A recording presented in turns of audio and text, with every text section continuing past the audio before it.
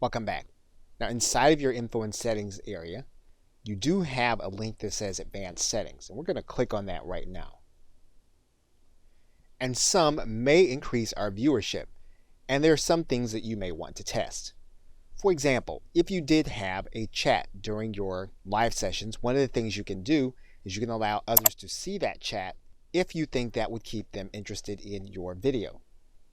Now you can make a decision about allowing other people to embed the video or not embed the video, because again, what you want people to do is you want people to come back and see your other videos.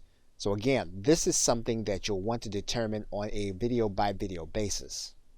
And in some cases, you may or may not want to make your video statistics available. Again, in some cases, knowing what these statistics are and being able to access them on the watch page will, in some cases, make some people want to watch and others not. So again, another thing that you'll want to monitor and decide and test.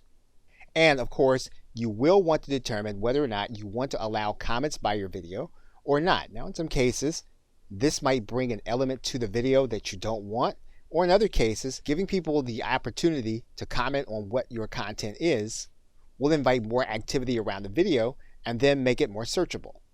So again, all of these are things you're going to want to determine by video basis and test to see how they fit with your particular business model.